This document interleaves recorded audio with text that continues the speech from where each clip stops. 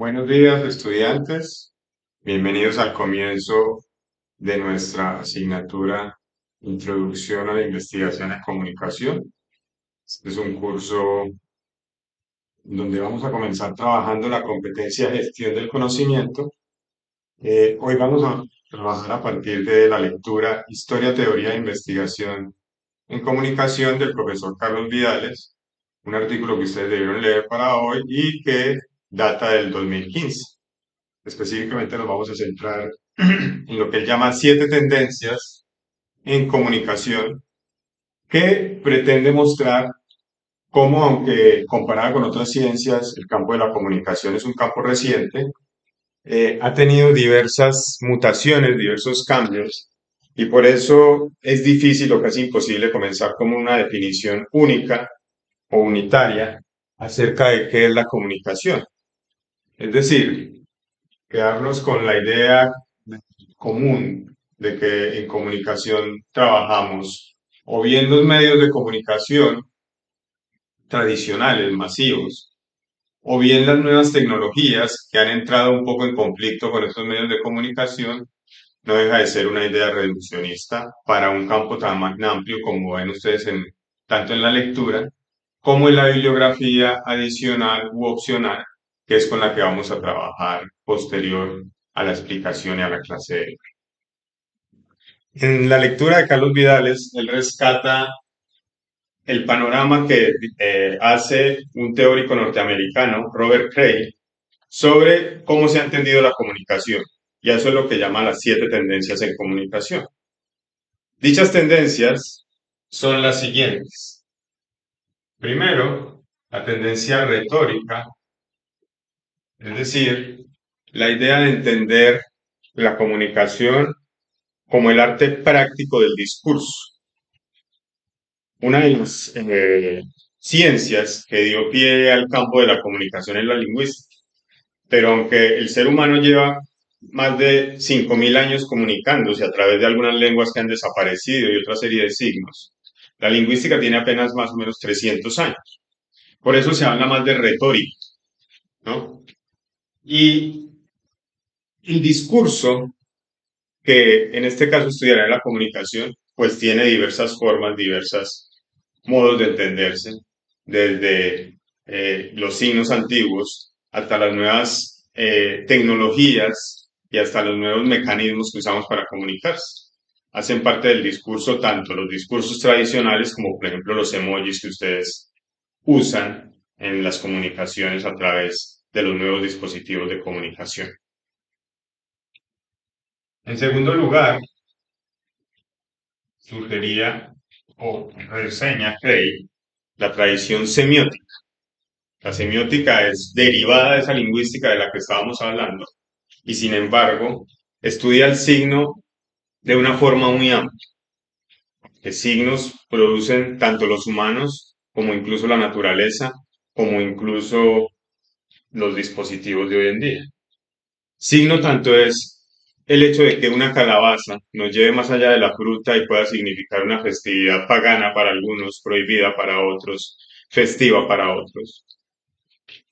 Signo, obviamente, pues es la forma como se han comunicado las religiones a través de las diversas eras históricas. Signo, también la pirámide, por ejemplo, que tiene connotaciones tanto sagradas como geométricas o científicas. Y todo este proceso de significación entraría dentro de esa tendencia semiótica. En tercer lugar, la idea o la tendencia fenomenológica. Miren que algunas de estas palabras, estos conceptos beben de otras fuentes como la filosofía, porque el campo de la comunicación es altamente reflexivo y teórico, entendiendo la fenomenología como la experimentación con el otro, como esa interrelación, obviamente conflictiva, por momentos difícil, pero también enriquecedora entre las culturas y entre el otro. Se habla de comunicación y no de información porque tiene que haber un intercambio de diversas formas entre diversas fuentes, ¿no? De hecho, Para no quedarnos solo en el listado de conceptos, podemos partir de lo que hace años era como una de las bases para entender la comunicación y es el llamado modelo cibernético de Shannon y Weaver. La idea de que la comunicación se puede representar como un emisor que comparte un mensaje con un receptor. Vamos a ver al terminar este listado cómo realmente esto es un poco más complejo, si bien sigue teniendo una validez parcial.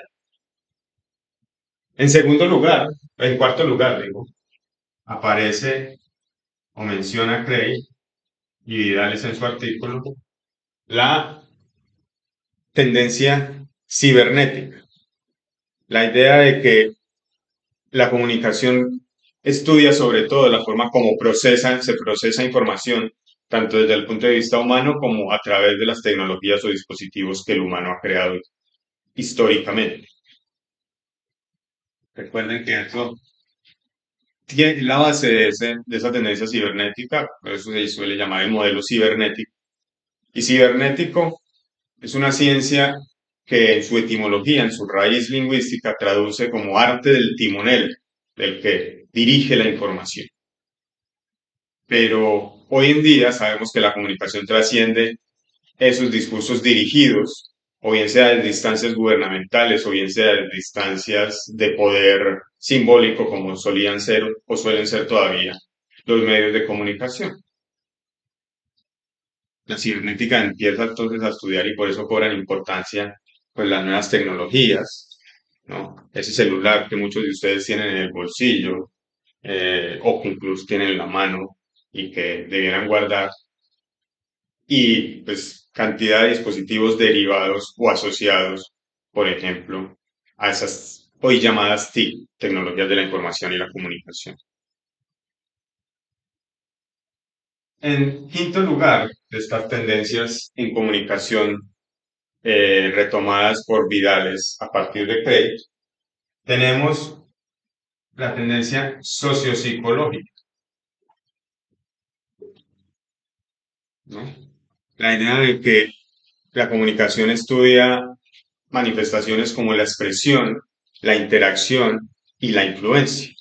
¿La influencia de qué? Pues la influencia de las otras culturas, la influencia de cómo son vistas y transmitidas esas otras culturas o nuestra propia cultura en los medios de comunicación, en los discursos dominantes, en la opinión pública.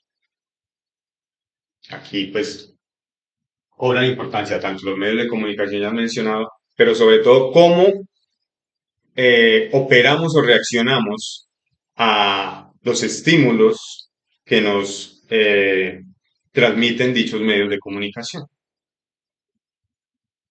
Hay una sexta y en este caso penúltima tendencia que ya tiene que ver más con lo cultural que hemos mencionado,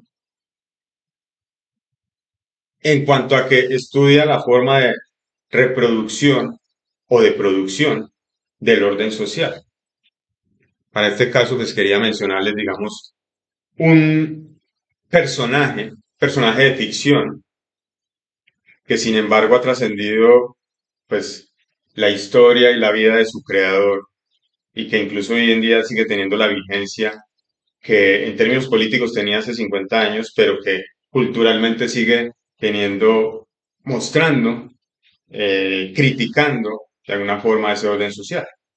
Estoy hablando de Mafalda, la creación del eh, dibujante argentino Joaquín Lavat. Por años, y creo que lo sigue siendo, es un personaje que ha representado un poco la voz disidente, la voz crítica de Latinoamérica. A partir de la figura de una niña inconforme, eh, uno puede rastrear cómo era Latinoamérica y cuáles eran sus demandas, pero también cuáles eran sus riquezas hace 50 años.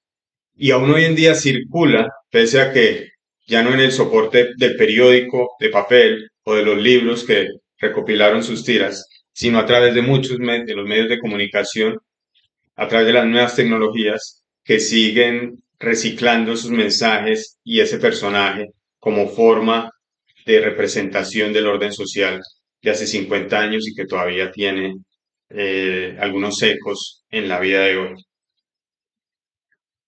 Y hay una última tendencia en el artículo de Vidales, que es la tendencia a entender la comunicación de forma crítica, es decir, como una reflexión discursiva sobre la sociedad y la cultura en la que se da esa comunicación, ¿no? Eh,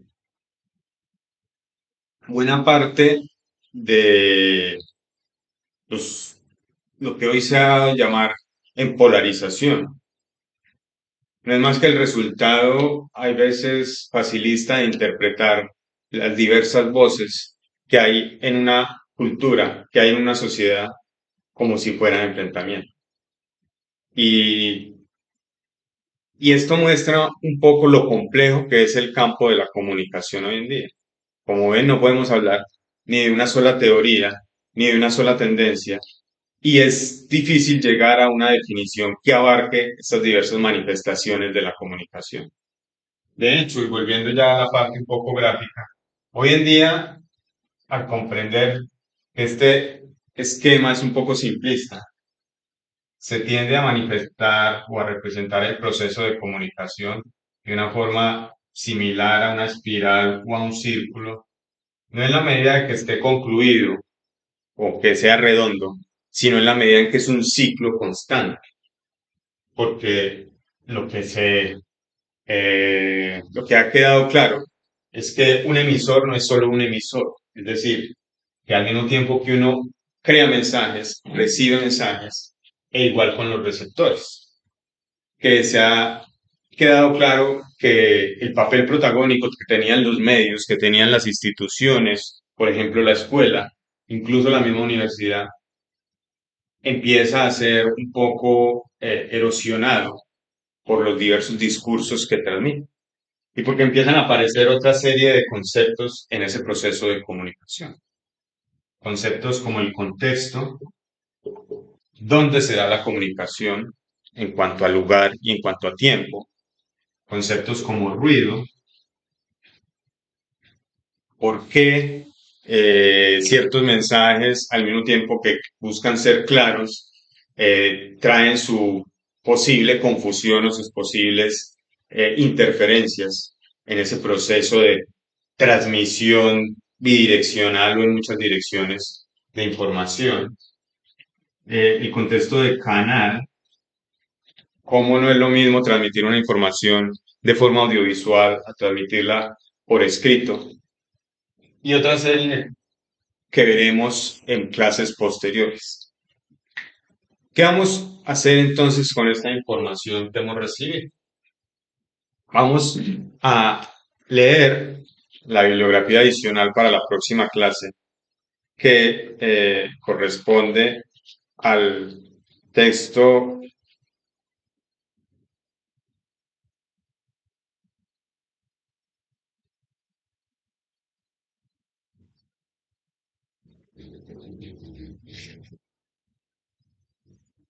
Comunicación, Campo de Conocimiento y Construcción del profesor José Manuel Pereira y que hace una especie de rastreo similar a este, aunque no tanto teórico, sino a través de cómo se ha dado la enseñanza de la comunicación en Colombia.